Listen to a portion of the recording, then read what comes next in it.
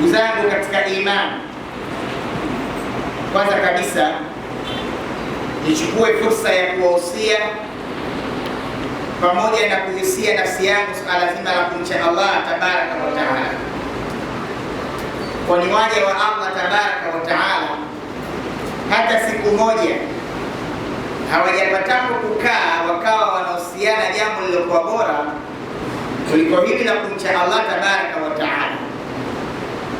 Wala tamutunna illa wa antum muslimun. Ibadallah, leo Allah akiweka taufiki yake kwangu, nitawakumbusha jambo muhimu sana katika mwezi wa Ramadhani ambao tunao. Allah tabaraka wa taala kwa hikma zake, miongoni mwa malengo yake aliwapendelea kheri ummati Muhammadin sallallahu alayhi wasallam,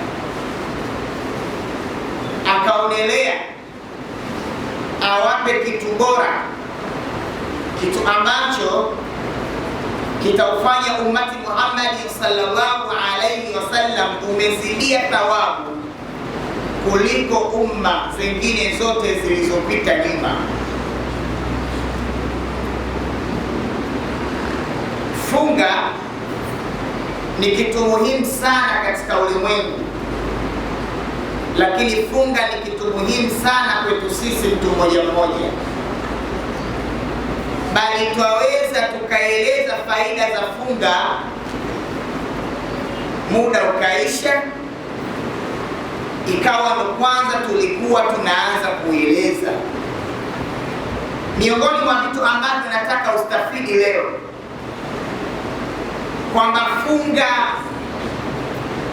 ina madaris. Asiyamu lahu 3 madaris. Funga ina vyuo aina 3.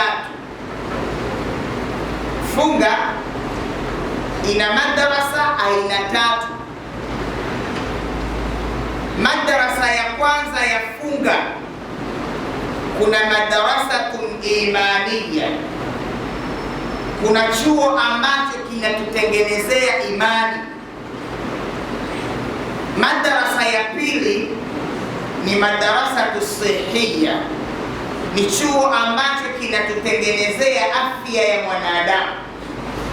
Lakini madrasa ya tatu ni madrasatu rahma, ni chuo ambacho kinatengeneza huruma za wanadamu na Allah tabaraka wa taala. Vyuo hivi vitatu ndani ya mwezi huu wa Ramadhani, ikiwa mtu atajifundisha vizuri na atasoma vizuri katika madrasa hizi tatu, wallahi wa billahi wa tallahi, funga yake itakuwa imekubaliwa vizuri na Allah tabaraka wa taala atamzidishia daraja, kwa sababu amekwenda kuchukua elimu katika madrasa za funga, madrasa aina 3.